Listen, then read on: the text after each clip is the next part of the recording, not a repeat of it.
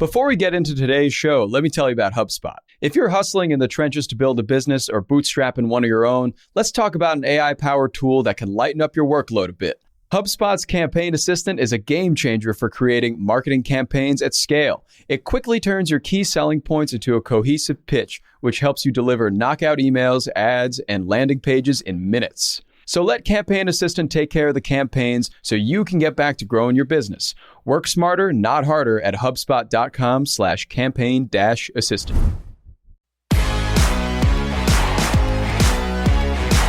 Howdy, folks. It is Monday, September 12th. I'm Jacob Cohen, and this is the Hustle Daily Show. Today we're going to be talking not about the world's richest person, Elon Reeve Musk, not about the world's second richest person, Jeffrey Preston Bezos, but about the world's third richest person, Gautam Adani. There's a good chance you've never heard of the guy until about 5 seconds ago, so we're going to briefly get into who he is, why he's so rich, and why he's so rich now. But before we get to that, let's take a quick look at what else is going on in the world of business and tech. Let's get crack-a-lackin'. All right, first things first, good news and bad news. Good news, inflation in some sectors, including gas, airfare, used cars, hotels, and rent has slowed or has shown signs of slowing. But bad news, food prices are still rising on average.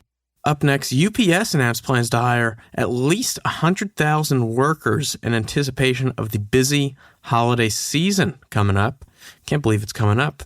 UPS said there will be job openings for full and part-time seasonal positions, and that in recent years, roughly 35% of people hired for seasonal package handling jobs have landed permanent roles, and that the job hiring process for most of these jobs requires only 25 minutes of time from filling out an online application to receiving an offer. Look at that. Landing a job in 25 minutes, not bad. Up next, Disney dropped a ton of trailers at its D23 Expo, including for Willow and Secret Invasion. They also gave attendees a first look at 80-year-old Harrison Ford in a new Indiana Jones movie, which he apparently hinted, understandably, will be his last Indiana Jones movie. No surprise there. Not exactly sure how he was able to make this one in the first place, but good for him, 80 years old. Moving along, ugly produce grocer Misfits Market is acquiring rival Imperfect Foods, doubling the size of its business to $700 million in revenue, and it's now expected to hit $1 billion in annual revenue within the next 18 months. Also, on Friday, Roblox's CEO said it has more than 2 million daily active users now playing in Russia. The US sees 11 million daily active users for comparison. The note comes while Electronic Arts, Nintendo, Epic Games, Ubisoft, Microsoft, and Sony have all reduced or stopped their businesses altogether in Russia. And lastly, the Super Bowl isn't on for another 5 months or so, but Fox has already sold over 95% of the ad inventory for the big game. The going rate is around $7 million per 30-second slot.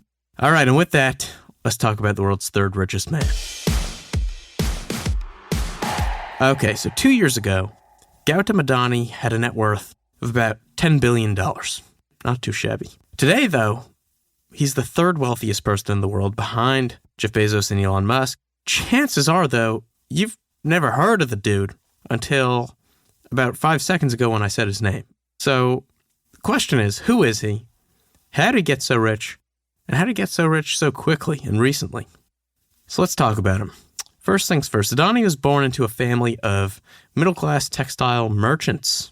He studied commerce in college, but like many others on the list of the world's richest, he dropped out, moving on to work in the diamond business and later finding success operating his own trading firms and textile firms. Today, Adani runs the Adani Group. Sounds like a fashion company, but it is not. It's an Indian multinational conglomerate with arms in gas, power, ports, renewables, and more. His many businesses often align closely with the priorities of India's current administration, drawing investor trust and leading to close political ties, but also sometimes a little too close, and he's drawn accusations of cronyism. Now, shares of Adani's firms have grown to make up 7% of India's $3.2 trillion market, worth around $255 billion. And among the 10 richest people, Bloomberg found Adani as one of two, whose net worth has actually increased in 2022. He also happens to be the only one on the list whose wealth has been primarily built on coal. Yes, coal. So here's where things get interesting. Listen to Adani talk and you might never know that his business was built primarily on coal. For instance, take this excerpt from a speech he gave in April. This is a quote. India is on the cusp of decades of growth that the world will want to tap into. For India, the combination of solar and wind power coupled with green hydrogen opens up unprecedented possibilities. Seems like a super green-focused dude, right? Maybe, maybe not. According to Some of Us, which is an activist group, Adani's mining operations account for at least 3% of global CO2 emissions from coal and account for 62% of his business's revenue. Coal is important. It is needed by many countries now to turn the lights on and heat up houses. It's especially important in India, where the government is trying hard to become self-reliant on fuel. So since 2020, Adani has been rapidly expanding his coal business, buying new coal blocks, and also stating that India's economicals would just be impossible without coal. And coal is also, unfortunately, increasingly important to the rest of the world in the wake of Russia's war with Ukraine, which has pushed coal prices to record highs. One reason he's done so well recently. You can look at Germany and the Netherlands, which are actually reopening coal plants to account for lost fuel supplies from Russia. And Adani has been quick to point this out in a LinkedIn post. Yes, even the third richest dude in the world shares diss tracks on LinkedIn. Adani said, and this is a quote, "Developed nations that were giving lectures about climate change to the rest of the world now appear to be less censorious as their own energy security is threatened." And this is an interesting story. A few years ago, Adani apparently approached London's Science Museum offering a sponsorship, and the museum was worried about, these environmental compliance issues, but proceeded anyway, opening up an exhibition hall called Energy Revolution, the Adani Green Energy Gallery.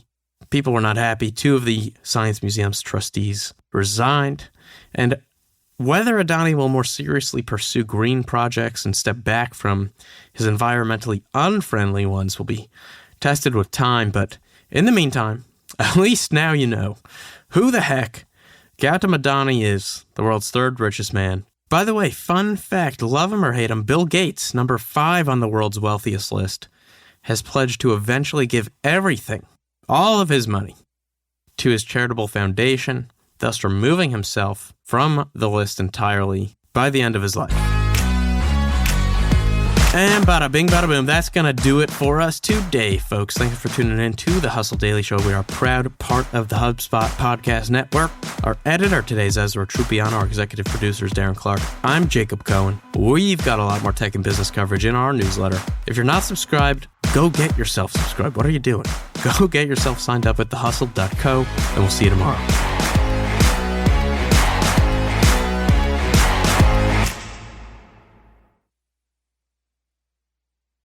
Hey guys, if you listen to the Hustle Daily Show on Google Podcasts, we want to let you know that the option will no longer be available pretty soon. Google is sunsetting its podcast app sometime in early 2024 in favor of YouTube Music, and we want to give you a heads up before it's too late, since that time's almost here. The Hustle Daily Show is available everywhere and anywhere that you listen to podcasts, like Apple Podcasts and Spotify. If you're using YouTube Music, we are there as well. If you're an Android fan, there are plenty of apps like Overcast, Pocket Casts, Player FM, and more. So just search for us wherever you decide to listen to your favorite podcasts.